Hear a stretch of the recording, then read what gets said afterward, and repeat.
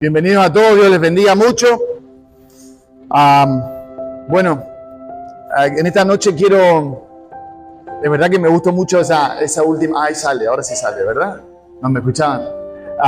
Me encanta esa última, las canciones para todas me gustan, ¿no? Pero esa porque tiene tantos años seguramente debe ser, trae muchos recuerdos también. Quiero compartir con ustedes en esta noche, si quieren abrir conmigo la Biblia, acompañarme en Mateo, capítulo 12, donde quedamos la última vez que prediqué, que fue hace ya bastante tiempo.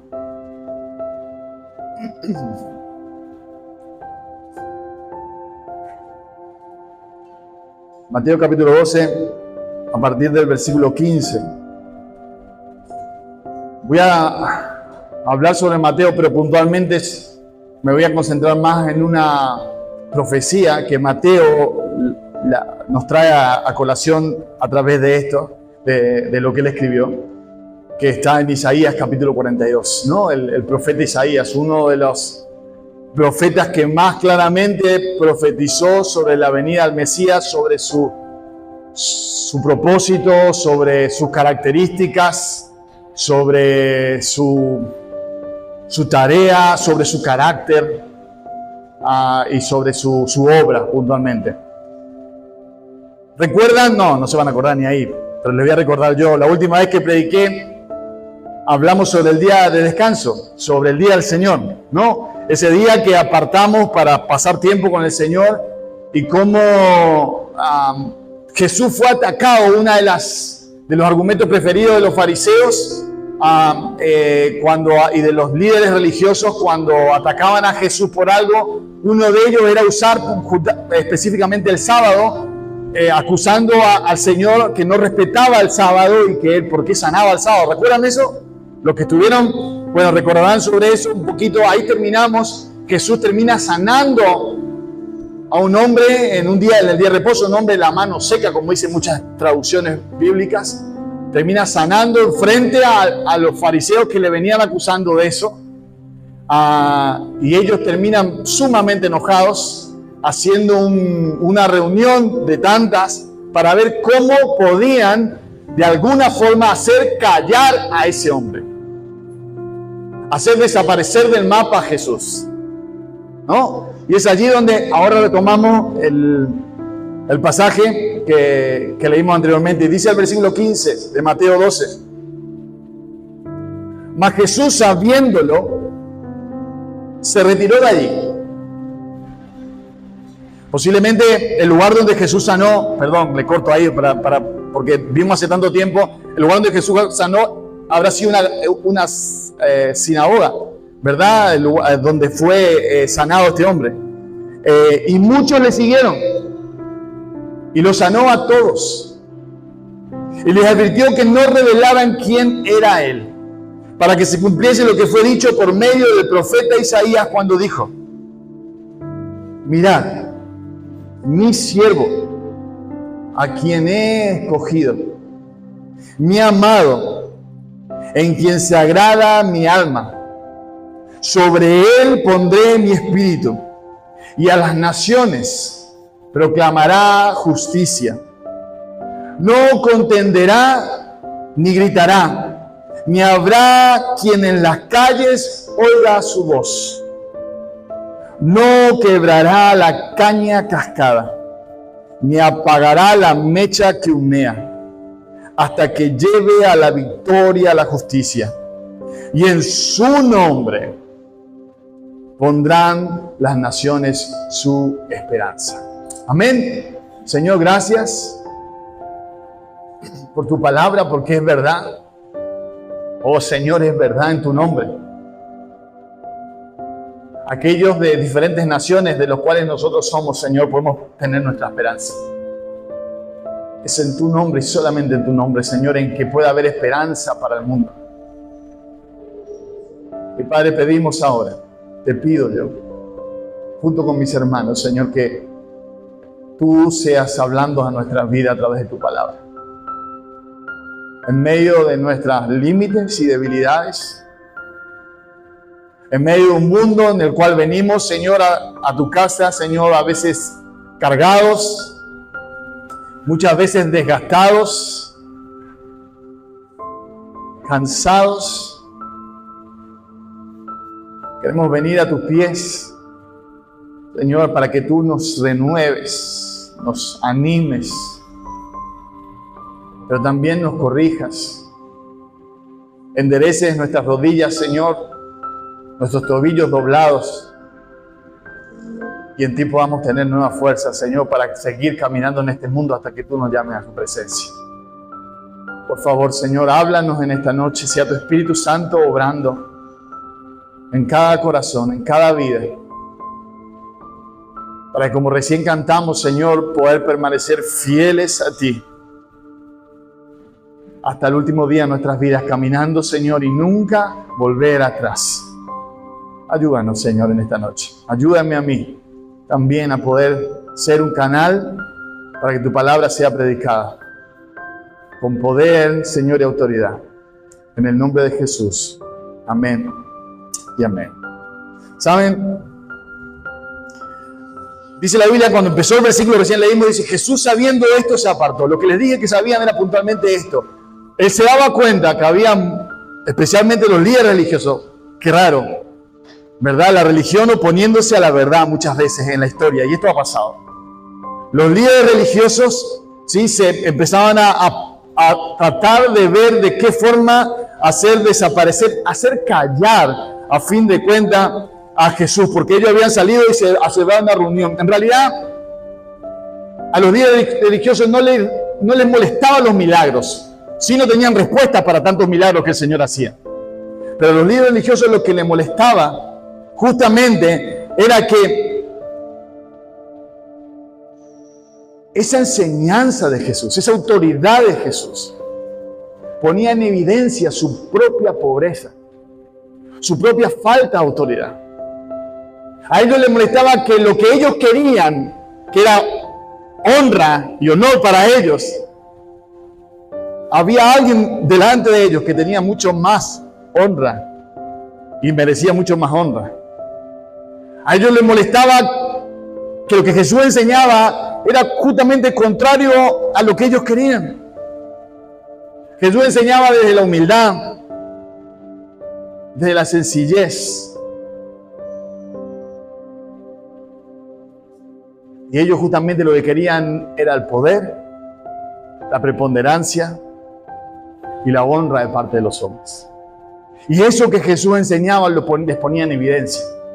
Y era eso, a fin de cuentas, lo que ellos querían. Era interesante, ¿no? Porque eso es lo que llevaba a ser tremendamente hipócrita. Porque fíjense que la razón por la que ellos aducían que Jesús estaba mal era una razón respecto a la ley. Decían: Jesús quebranta el sábado, por eso, y quebranta, en este caso, quebranta el sábado. Sí, por eso Él no es hijo de Dios. A fin de cuentas, usando la misma religión para tratar de menoscabar la autoridad que Jesús tenía y que todo el mundo veía en sus enseñanzas. Y nadie enseña como Él. Nadie enseña con la autoridad que Él enseña. Y sin duda, nadie tiene el poder de Dios, no se manifiesta en nadie como se manifestaba. Mateo va a decir algo que le impresiona, aunque Marcos ahora va a mover, no dice tan así, pero va a decir: Él sanaba a todos los que venían. Era milagro tras milagros. Hermanos, y es interesante, y esto se pasa siempre. Aquellos que juzgan muchas veces más fuertemente al prójimo son siempre o casi siempre aquellos que tienen más cosas que ocultar de su propia vida. ¿Saben? Aquellos que tienen menos misericordia con el que cae, con el que hace algo mal, aquel que está observando siempre algo que está mal en el otro, generalmente, y aduce cuestiones de moral o de religión, es decir, poniéndose por sobre aquel que está mal, suele ser aquel que tiene mucho más cosas que ocultar de su vida y que no quiere que nadie sepa. Ejemplo bíblico: un tal David, rey escogido por Dios, gran hombre de Dios, pero se mandó un macanón. Todo el mundo sabe el macanón que se mandó. Por la duda se dejen de nuevo a cuento. Tomó la mujer de otro hombre que no le correspondía, y amén de eso todavía termina indirectamente, pero a conciencia y por orden de él, termina asesinando a un inocente que era el esposo de esta mujer para quedarse con la mujer, pero sobre todo no eso, para tapar su macana, su pecado. Y lo oculta de todo, excepto la gente muy cercana, que obviamente en el palacio sabía. Y allí llega un tal Natán, profeta de Dios. Y le cuenta un cuento, ¿verdad? Una historia que hasta ese momento pensaba que era cierta. Y le dice, había un hombre que tenía una sola ovejita, el pobre hombre que tenía y la cuidaba como su propia hija esa ovejita. Y vivía en el terreno de la casa de un hombre rico que tenía mucho. Y vino en visita al hombre rico. Y el hombre rico, en lugar de matar las 1000 ovejas que tenía, no dice 1000, las montón de ovejas que tenía, termina asesinando y matando a la pobre ovejita que tenía este hombre. Y David, ¿cómo reacciona, verdad? Oh, pero ese hombre debe pagar la consecuencia, porque no puede ser tan malvado ese hombre. Juzga fuertemente. No esperaba lo que venía de al lado. Y Natán dice, David, vos sos ese hombre. Wow, ¿no? De la misma forma estos fariseos. Era justamente lo que causaba el Señor en ellos, ese sentido también de ver, de exponerse lo que había, exponer lo que había en sus propios corazones. Así que recuerden y cuiden sus corazones de juzgar fuertemente a otros. Cuiden también sus corazones, porque la Biblia dice, con la misma medida que juzgás a otros, también seréis juzgados. El juzgar, mejor dejémoslo para el Señor. Pero es interesante para completar, Marcos 3 va a darnos un cuadro un poquito más completo de lo que Mateo. Mateo se está concentrando, recuérdense que Mateo está escribiendo para el pueblo judío especialmente. Entonces Mateo está siempre asociando la vida de Jesús muchas veces con las profecías que están en el Antiguo Testamento y que refrendan esta vida de Jesús. Entonces, pero Marcos nos da más detalles. Marcos dice que después que salió de ahí, dice que iba a decir un montón de gente le seguía a Jesús. Y él se fue de la sinagoga donde estaba, se fue al borde del mar de Galilea, se fue a la costa, ¿verdad? Y había gente, dice, si leen después Marcos 3 van a decir que había gente de Galilea, había gente de Judea, había gente de Jerusalén, de Idumea, del otro lado del Jordán, lo que hoy a Jordania, ¿no? De Tiro y de Sidón, una gran multitud. Y Marco va a decir, y él sanó a muchísimos.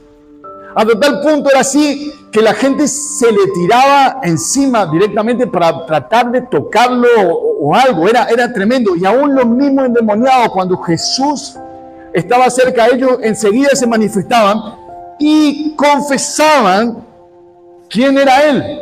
Lo vemos muchas veces en la Escritura. Los mismos demonios decían, interesante, los demonios sabían, pues la gente no se da cuenta. Los demonios sí decían, vos sos el Hijo de Dios. Decían, ¿por qué venís? No en este pasaje, pero muchos otros. ¿Por qué venía a juzgarnos antes de tiempo? Y todas esas cosas que ustedes lo pueden leer en los evangelios constantemente. Y un montón de gente, a tal punto que Jesús tuvo que pedir que pusiera una barca para que él se alejara un poco de la gente, porque era mucha la gente que se acercaba y buscaba algo de parte del Señor, ¿verdad? Y era, por un lado, precioso, pero por otro lado, imagínense el barullo que debía hacer eso y la presión que debía hacer para los mismos discípulos y el mismo Señor. Pero por otro lado, la gloria de Dios manifestándose en la vida de toda la gente, de toda esa gente que necesitaba. Ustedes piensen, a veces no tomamos dimensión de lo que se vivió en ese tiempo, porque claro, hoy para la gran mayoría de nuestras enfermedades nosotros somos médicos. Y gracias a Dios por eso. Y es parte de la gracia de Dios el avance de la medicina en el ser humano. De verdad, y damos gracias a Dios por eso. Pero en ese tiempo, donde desde un dolor de muela hasta una gripe, la gente se moría por muchas cosas, y la necesidad y la calidad en cuanto a la alimentación, al abrigo, a la calidad de vida, la gente moría mucho más joven que hoy. Entonces, el efecto de lo que Jesús estaba haciendo era tremendo y la gente buscaba realmente, y Jesús respondía con misericordia, con paciencia a cada petición. Mi querido, el Señor sigue hoy respondiendo con paciencia a aquellos que realmente le buscan, aquellos que sinceramente buscan de Él.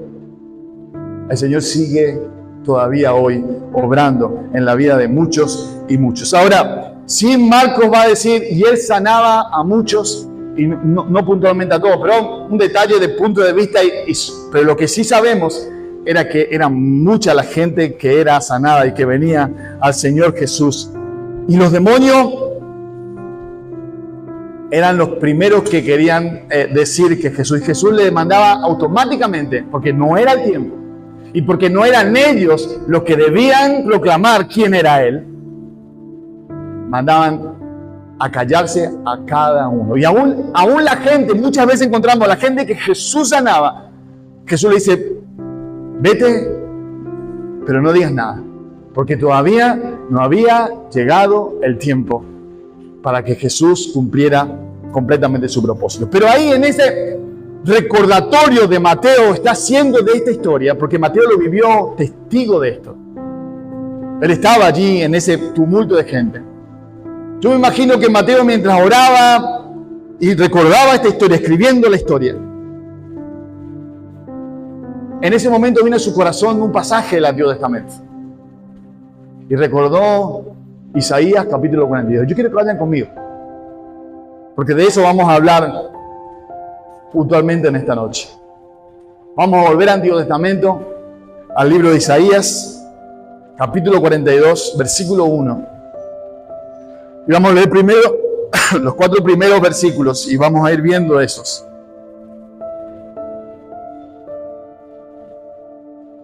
¿Lo tienen? Isaías 42, ¿sí? Dice así: He aquí mi siervo, a quien yo sostengo, mi escogido, en quien mi alma se complace. He puesto mi espíritu sobre él. Él traerá justicia a las naciones. No clamará ni alzará su voz, ni hará oír su voz en las calles. No quebrará la caña cascada, ni apagará el pábilo que humea. Con fidelidad traerá justicia. No se desanimará ni desfallecerá, hasta que haya establecido en la tierra la justicia y su ley. Y en su ley esperarán las costas. En otras palabras, en su ley esperarán las tierras de más allá del mar.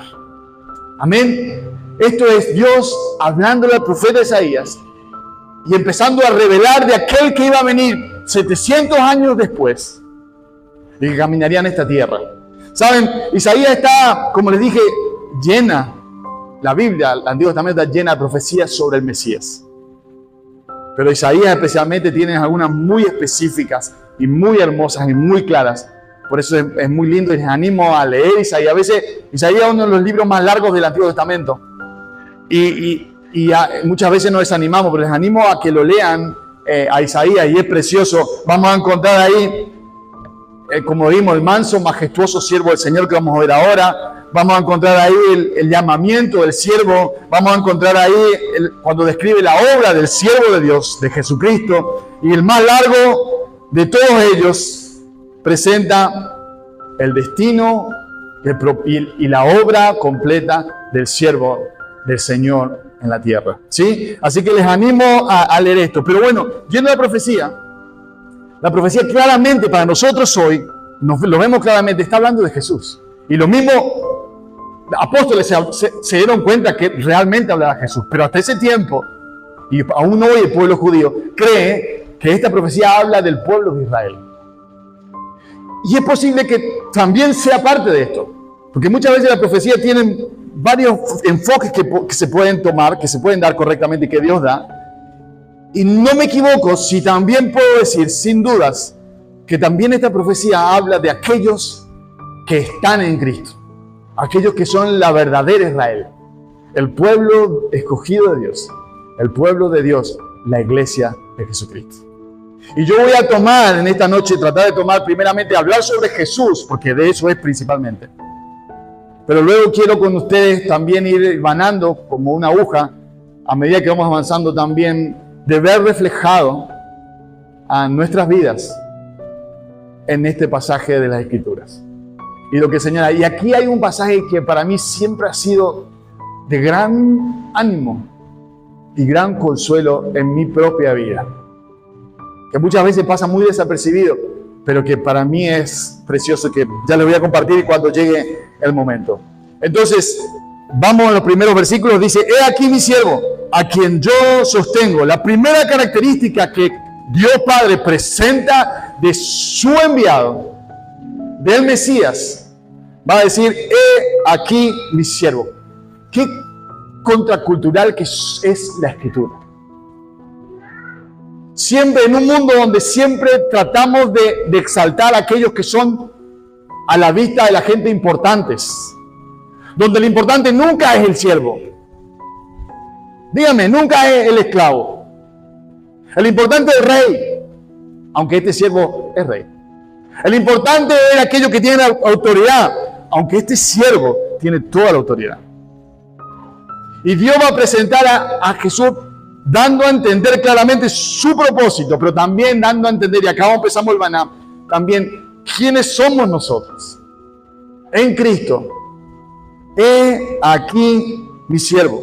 Los hombres piensan que el honor consiste en ser importantes.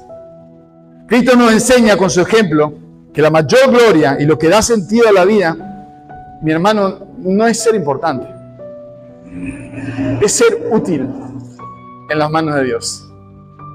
Es tener un propósito y cumplir ese propósito para el que Dios nos llama. Esto es lo que muchas veces se expresa cuando decimos: para esto sirve para algo, esto tiene sentido, esto tiene valor. ¿Qué cosas tienen valor en tu casa? Las que son más útiles. ¿Qué hacer con las cosas que no son útiles? No las usas, las dejas de lado. Y he aquí, hay humo, yo veo. No somos nosotros, ¿no? ¿O las dudas? He aquí mi siervo. ¿Sí? He aquí mi siervo. Este siervo es un siervo, no cualquier siervo. Es un siervo escogido por Dios. Como la única persona apta para llevar a cabo la gran obra de nuestra redención. Ningún hombre, nadie más estaba calificado para llevar adelante la obra de redención, la obra de salvación de la humanidad, sino solo el siervo escogido de Dios. No había hombre sobre la tierra capaz de cambiar la realidad del hombre, sino solo el siervo escogido de Dios. Y acá quiero explicar, que la otra vez hablamos un poco con el grupo discipulado, qué es redención, qué es el redentor. ¿Saben? Esta es una palabra que se usa mucho y que la verdad es que a veces gran parte no sabemos qué significa. Cantamos nuestro redentor, hablamos del redentor, pero la verdad es que no significa mucho porque no entendemos. Voy a tratar de explicarlo sencillo, en pocas palabras. La redención es el acto de liberar o rescatar a una persona de una situación sin salida a cambio de un pago. Es una persona que no tiene salida por propia capacidad, pero que esa salida solamente se consigue a través y por medio de un pago. De un pago. Éxodo 6:6 dice Dios hablándole al pueblo de Israel que estaba esclavo en Egipto: yo soy Jehová y yo os sacaré de debajo de las tareas pesadas de Egipto y os redimiré con brazo extendido. Los voy a librar, los voy a sacar, los voy a redimir. Este concepto de redención era muy común en el Antiguo Testamento y se usaba aún en las relaciones familiares y sociales dentro de la comunidad de la iglesia, del pueblo de Israel. La raíz de la idea señala a un pariente que asume la responsabilidad de liberar a su familia de un estado lamentable, a un familiar de un estado lamentable. Escuchen esto. Levítico 25:25. Cuando tu hermano empobreciere y vendiere algo de su posesión, Entonces su pariente más próximo vendrá y rescatará lo que su hermano hubiere vendido. Es decir, tu hermano familiar tuyo más directo, le va a dar su negocio, se fundió, vendió la casa, vendió el costo que tenía. Yo soy el hermano, voy a redimir a mi hermano. Voy a pagar el precio, volver a comprar para dársela de vuelta. Sucedía aún, había gente que por causa de la economía se vendía a ella misma como esclavo. Y a su vez había un hermano, alguien pariente que podía redimir. Si quieren ver más de esto en una historia del Antiguo Testamento, lean el libro de Ruth. Y van a encontrar a Booz, el que luego sería el esposo, redimiendo a la familia de Noemí. ¿Sí? Y junto con Ruth también. Si ven, ahí van a ver la historia bien cómo se hacía en el Antiguo Testamento, de todo el proceso que se usaba, las leyes, los jueces que interactuaban en todo ese proceso. Les animo a que lean. Ahora, Jesús, el siervo escogido, nuestro Redentor, pagó un precio por tu redención, por tu salvación. Y antes de decirle, prefiero leerle. 1 Pedro 1, 18, 19 dice: sabiendo que fuisteis rescatados de vuestra vana manera de vivir, no con cosas corruptibles como oro o plata, sino con la sangre preciosa de Cristo, como de un cordero sin mancha y sin contaminación. Mi querido, vos y yo estamos perdidos. Éramos esclavos del pecado, éramos esclavos de Satanás, éramos esclavos del mundo. No teníamos chance de pagar el pago de nuestro pecado. Estábamos condenados, no íbamos a ser condenados, estábamos condenados. Pero he aquí el siervo escogido de Dios, Cristo Jesús, aquel nacido de una mujer, pero una mujer, una virgen, concebida por obra, que concibió por obra y gracia del Espíritu Santo. Alguien sin pecado vino a esta tierra, vivió una vida justa. La muerte no tenía poder sobre él, porque él no había pecado. Pero él entregó su vida. Él derramó su sangre en la cruz, pagando el precio que te correspondía a vos y a mí. Él murió en tu lugar. Esa cruz era tu lugar, era mi lugar. Ese lugar era tuyo y mío, pero hubo alguien, el siervo escogido de Dios, que derramó su sangre en la cruz del Calvario. Y miren cómo termina la historia de la redención. Apocalipsis 5:9 dice, alabando al pueblo, dice: y con tu sangre nos has redimido para Dios de todo linaje y lengua y pueblo y nación. Dios te ha redimido. Dios ha pagado el precio en su Hijo para que vos tengas salvación eterna y vida eterna en Él. Miren, no es por nada que vos hayas hecho, sino simplemente porque el siervo escogido de Dios murió en tu lugar. Y avanzo, y dice la Biblia, los versículos siguientes: este siervo escogido yo le sostendré. El Padre estuvo siempre al lado del Hijo. Fíjense que muchas veces vamos a encontrar que Jesús dice: yo no puedo hacer nada, yo solamente hago lo que veo que el Padre hace.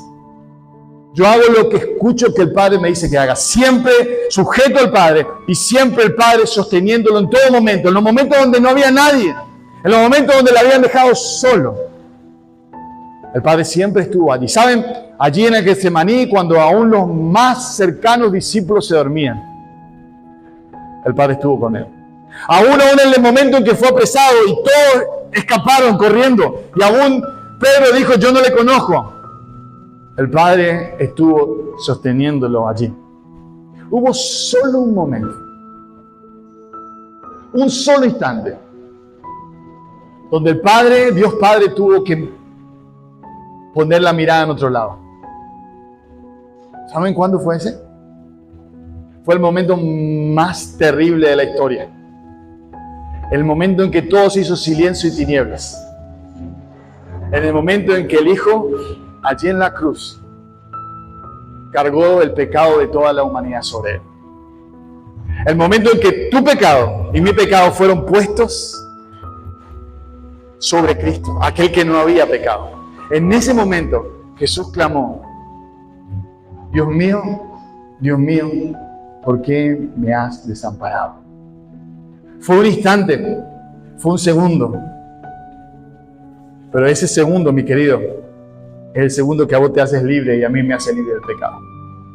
Ese segundo fue el momento en que Él, todas esas cosas que vos no querés que nadie siquiera sepa, esos pecados tan chiquitos, pero esos profundos que vos te avergüenza siquiera pensarlo, bueno, aún todos esos pecados, y aún aquellos pecados que todavía, mientras estés en esta tierra, vas a cometer, pues fueron pagados en la cruz de Calvario. Y son tuyos, ese perdón es tuyo por la fe en el Hijo de Dios. ¿Has creído en Jesús? ¿Has entregado tu vida a Él? ¿Crees que Él es el Hijo de Dios y que murió en tu lugar? Pues si es así, no tienes más que cargar con la culpa de tus errores pasados. No tienes más que cargar con esas cosas que vienen de atrás, porque Él llevó tus pecados en la cruz del Calvario. Amén. ¿Están acá todavía o no? Y dice, también hablando sobre Jesucristo, es mi Hijo amado. Y ahora sí lo presenta como Hijo amado, ¿verdad? Recordándonos, ¿se acuerdan dónde aparece esto? ¿Se acuerdan cuando Jesús fue bautizado? Allí a los pies del Jordán, y viene y se levanta el agua, y Juan y los que estaban escuchan: este es mi Hijo amado. Lo que dice Isaías: en quien tengo complacencia, en el que se deleita mi alma. Él es mi Hijo amado.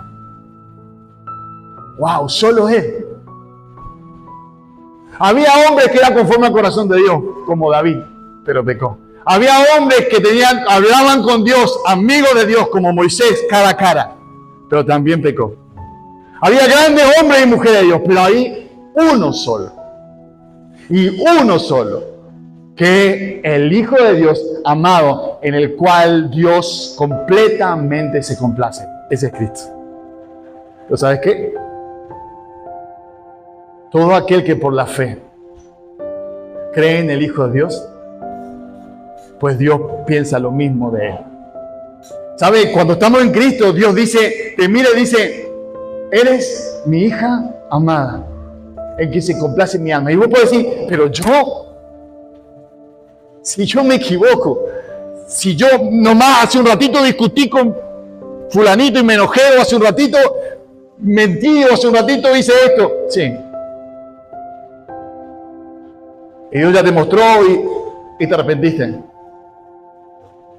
Y Dios te sigue viendo a través de Jesucristo y sigue siendo el Hijo amado.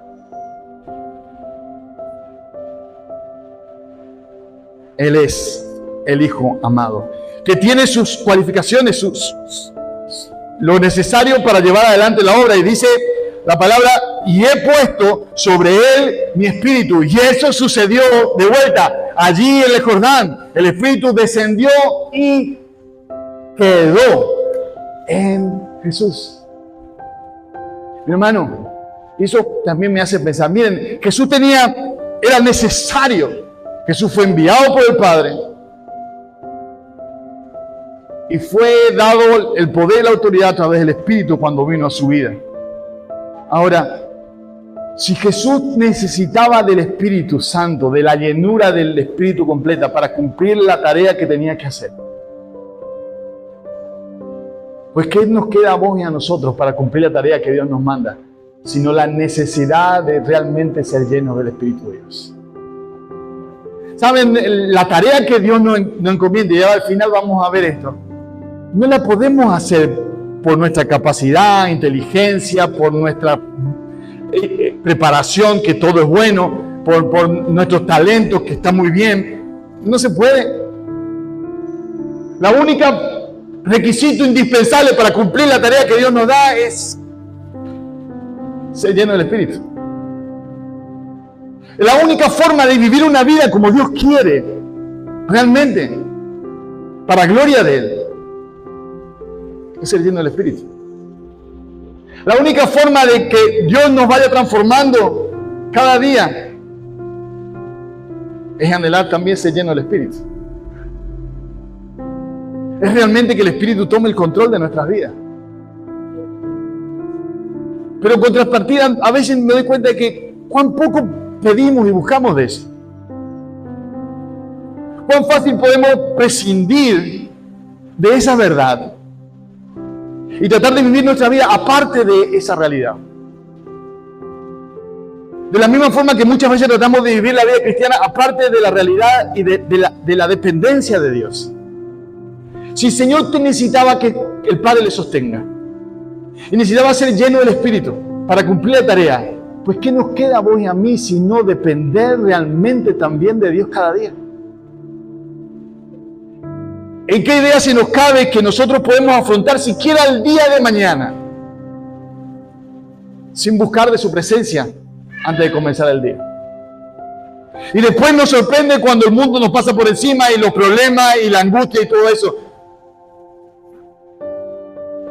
¿En qué idea nos cabe que nosotros podemos crecer como cristianos sin alimentarnos de su palabra? Sin buscar su consejo, sin dedicarnos un tiempo a escuchar lo que Él quiere decirnos. ¿En qué cabeza cabe que nosotros podemos cumplir el propósito de Dios en nuestras vidas como esposos, como padres, como hijos, sin doblar nuestras rodillas delante de su presencia y buscar de Él, reconociendo, Señor, yo sin ti no puedo, yo sin ti soy débil, yo sin ti me pierdo, yo sin ti no doy la talla, te necesito? ¿Saben? Si miramos realmente la vida de Jesús, Él siempre tuvo esto muy claro. Él siempre fue muy claro con esto y aún fue claro con los discípulos a decir, miren, alejados de mí nada podéis hacer. ¿Quieren llevar fruto? Pues permanezcan en la vida. No hay forma de vivir y llevar fruto, mi querido. Y esto se replica no solamente en mi vida personal, primeramente, pero a su vez también va a tener efecto en mi familia y va a tener efecto en la iglesia a la que perteneces y todo lugar donde vayas. Porque una cosa es que cada mañana vaya a tu trabajo vos solo y otra cosa es que cada lugar vaya a tu trabajo Cristo delante tuyo. ¿Piensa que hay diferencia? Vaya que sí, ¿no? Pero Él es el siervo escogido, lleno del Espíritu, el cual Dios le sostiene, el Hijo amado realmente del Señor. Para una tarea encomendada, dice, Él dictará justicia a las naciones. Realmente Él ha hecho eso. La justicia de Dios es Cristo Jesús. Él es realmente la justicia. Él cumplió toda justicia. Él cumplió toda la ley. Y es por eso, mis queridos, es que nosotros podemos ser salvos. Por su propia justicia. ¿Saben? En la cruz, y esto lo expliqué muchas veces, en esa cruz, ese momento que yo dije, ese momento donde nuestros pecados, Él llevó en esa cruz, el Padre tuvo que desviar la mirada de su Hijo.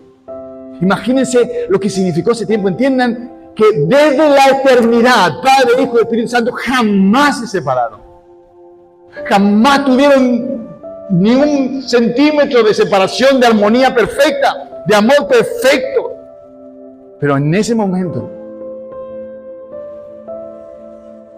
mi pecado y tu pecado fueron a esa cruz. Pero por la fe en el Hijo de Dios, la justicia de ese hombre justo, que nunca pecó, se te imputa a vos y a mí. Y cuando Dios nos ve, cuando Dios te ve en Cristo, puede decirte, Ariel, sos un hombre justo. Mercedes, son una mujer justa. ¿Saben? Son santos.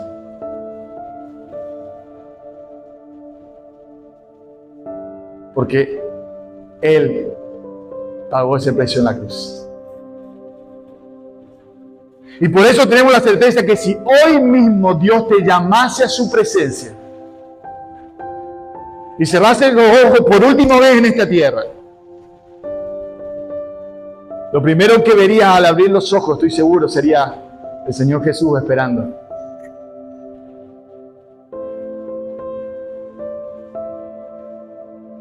Yendo a tu encuentro para abrazarte y darte la bienvenida.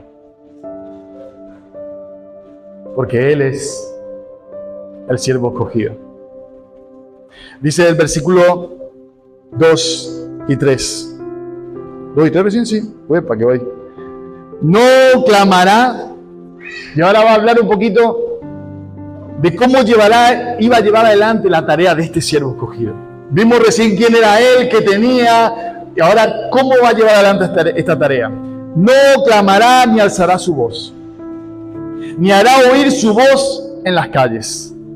No quebrará la caña cascada, ni apagará el pábilo que humea.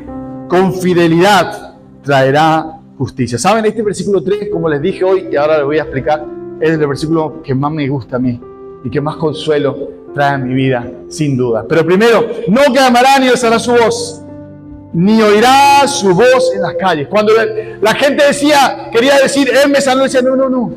Hey, no digas nada. Cuando uno de demonios decía, Él es el Hijo de Dios, cállense, ustedes no son los que tienen que hablar de esto. Nunca se le escuchó decir a Él, hey, respétenme. Nunca peleó por Él. Él nunca peleó por Él. Nunca peleó por su autoridad ni por su nombre. Él nunca amó una protesta. Y cuando había muchos que quisieron hacerle rey, pues decía, este es el Mesías, el rey, Él se iba. Cuando había mucha algarabía queriendo levantarle, Él se iba solo a orar con el Padre. O se subió en una barca para pasar a otro lado. Él no era así. La mansedumbre y ternura con que llevará a cabo la tarea. No gritará, ni sonará trompeta por las calles. Él sufrirá en silencio y con toda paciencia la oposición que se levante contra Él. Y así fue. Piensan que esa última cena, cuando estaba Judas allí, a Judas, alguien que Jesús amaba. A veces nos olvidamos, era alguien que Jesús conocía y amaba. Piensa que cuando estaba en la última cena y veía a sus discípulos y sabía que muchos de ellos iban a abandonarle. No escuchamos nunca que se queje. Ni siquiera aún después que le saquen cara a alguno de ellos de eso. Sino solamente su preocupación por restaurar a Pedro. Cuando diciéndole, Pedro, ¿me amas? Piensa en el Getsemaní, allí solo, llorando y sudando gotas de sangre por la tristeza y la tensión extrema que estaba sufriendo, sabiendo lo que le esperaba. No solamente el castigo físico al que iba a sufrir horas después, sino la separación y cargar con los pecados de todos. Piensen en un hombre santo completamente, sin poder compartir con nadie excepto con uno solo, el Padre. En silencio.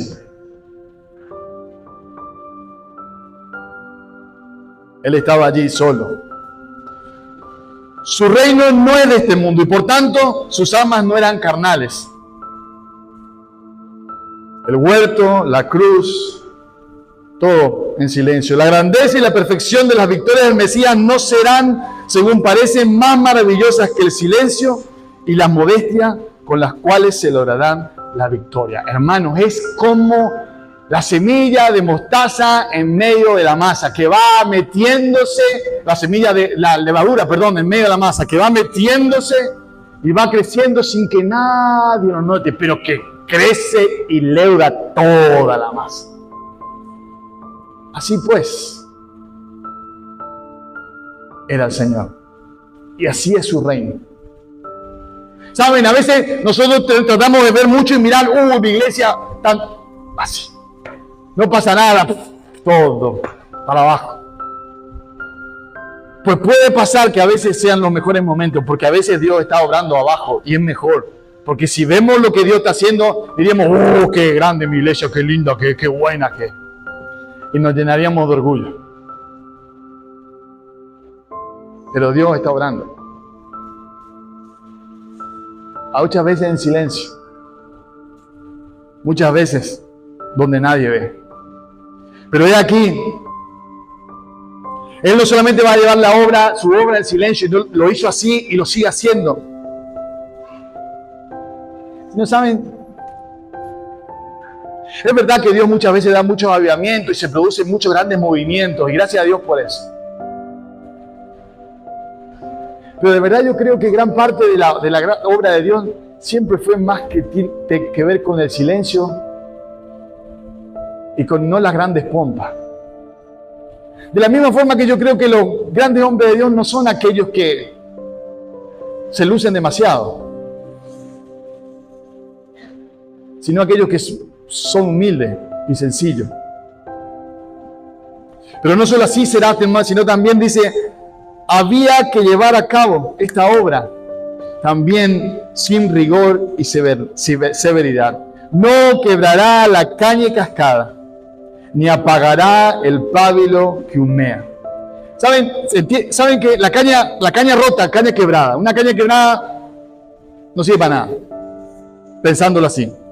Un pábilo, un fósforo, una antorcha que humea, es que ya se apagó.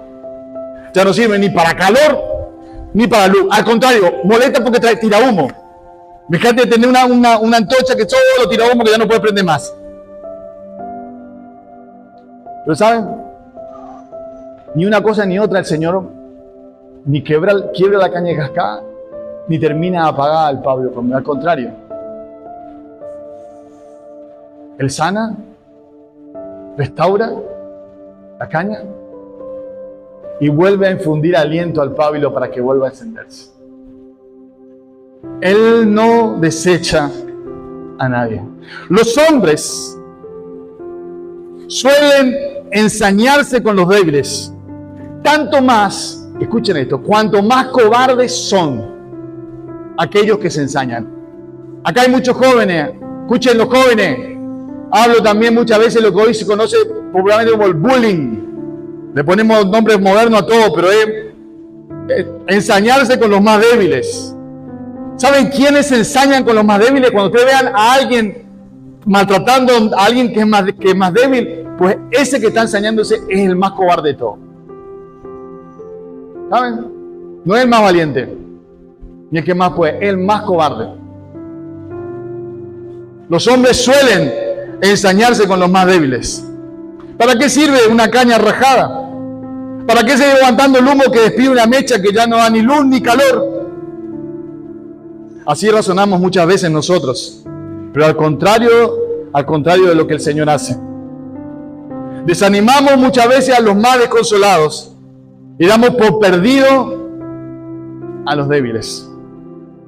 Pero gracias a Dios que tenemos un Salvador tan bondadoso y tan paciente, que conoce el barro con el cual somos formados, como diría Job, y nos recibe tal cual somos, con nuestras debilidades, con nuestras falencias, con nuestros errores. Así Él no desecha a ninguno. Él no espera perfección de vosotros. Sí requiere tan solo sinceridad, honestidad y dedicación. Él, como nadie, está contento con nuestros pequeños progresos, por lento que sean, y sale en defensa de sus hijos, aun cuando a veces nuestra propia conciencia nos quiere acusar. Primera de Juan, capítulo 3, 20. Él no desanima a nadie. Él no desecha a nadie. No rompe de todo ni arroja lejos a la caña cascada, ni apaga el pábilo que humea. ¿Saben? Y mientras que un toque brusco rompería la caña cascada y apagaría el pábilo que humea, el toque de Él será siempre de ternura y de amor incomparables. potente para levantar a los humildes, fortalecer las manos débiles, afirmar las rodillas flojas, consolar a los que lloran. Saben, este pasaje siempre ha sido un consuelo para mí. Muchas veces en mi vida me he sentido más como una caña rajada o como un pábilo que humea. Pero saber que el Señor no se detiene en mi vida. Saber que el Señor no me abandona. El Señor no falla. Saber que el Señor está ahí. Y saber que está en tu vida también. Por ahí la gente te descartó. Por ahí nosotros mismos, nuestra propia conciencia, decimos, ya no más. Pero saber, el Señor no. Él te ama. Y saben, yo creo que hasta el Señor prefiere trabajar con las cañas rajadas y con los pábilos que humean. Porque son esos que entienden su debilidad. Que entienden que nada es de ellos. Y que todo es de Él. Que pueden comprender mejor de su amor y su misericordia en su vida. Y que tienen su ego y su orgullo bastante lejos porque ya no les queda mucho. Son a esos que el Señor levanta, que el Señor restaura y que el Señor da nuevas oportunidades. Él completa la obra en tu vida y en mi vida. Y termina. No se desanimará ni desfallecerá hasta que haya establecido en la tierra la justicia. Miren, escuchen bien. Cañas, cascadas, pábilos que humean. Él no se desanimará ni desfallecerá. Él no va a darse por vencido. Con tu vida no va a darse por vencido. Ni siquiera se desanima. Vos te desanimás, yo me desanimo, todos nos cansamos, todas a veces nuestra fe tambalea, todas a veces no tenemos fuerza para seguir. Él no lo hace. Porque lo que Él empezó en tu vida y en mi vida, en la vida de tu familia, Él lo va a terminar. A pesar tuyo y mío, Él lo va a terminar. Él no se desanimó a pesar de todas las contras que tuvo mientras vivió en esta tierra. Él no terminó hasta que pudo decir en la cruz, consumado es. He aquí, todo fue hecho. Hasta ese momento que todo fue hecho, Él no expiró. Y asimismo Él capacita a su iglesia, a sus hijos, a sus siervos, para que no desmayen y no se cansen. Porque saben, sí, aquellos que tienen responsabilidades se cansan. Su fe tiembla a veces. A veces no tienen fuerzas. Ni siquiera para pararse en un púlpito y poder decir con fe aquello que está luchando en su corazón. Pero Él no nos abandona. Él no nos deja. Él nos ayuda a concluir la tarea. Se insinúa el final de la tarea, un gran éxito. La justicia del Señor, la salvación se conocerá hasta la última tierra. Y sí será. A pesar de la iglesia, a pesar de los seres humanos, a pesar de todo, se conocerá. El Evangelio llegará hasta lo último de la tierra.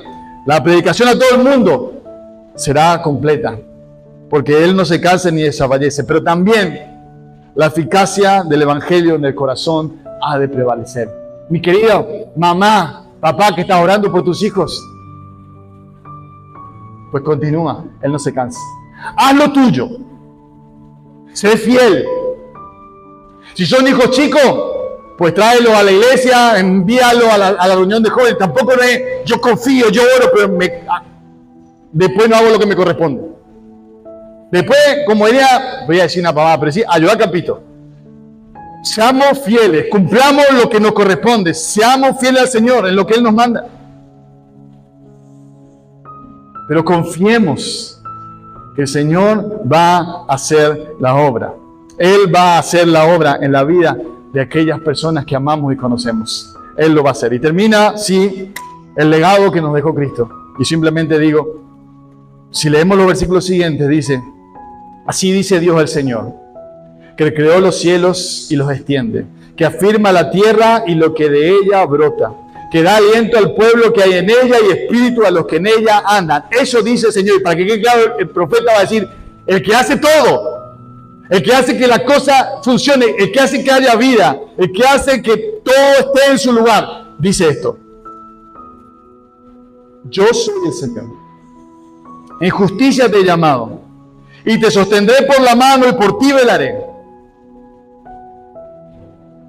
Y te pondré como pacto para el pueblo, como luz para las naciones, para que abra los ojos de los ciegos, para que saque de la cárcel a los presos y la prisión a los que moran en tinieblas. Amén. Eso fue el Señor. Pero ¿saben?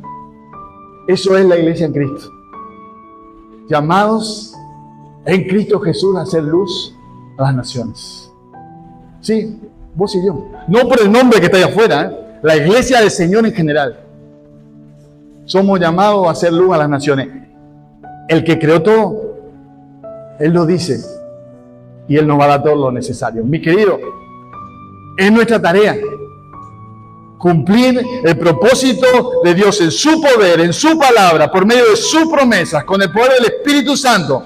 Aunque seamos una caña en cascada o un pábilo que humea, somos puestos para hacer luz a las naciones en Cristo. Pero fíjate, y ahora sí, una cosa. La caña rajada no se rompe y el pábilo humea no se apaga solamente si está en la mano de aquel que es su Señor, el siervo escogido.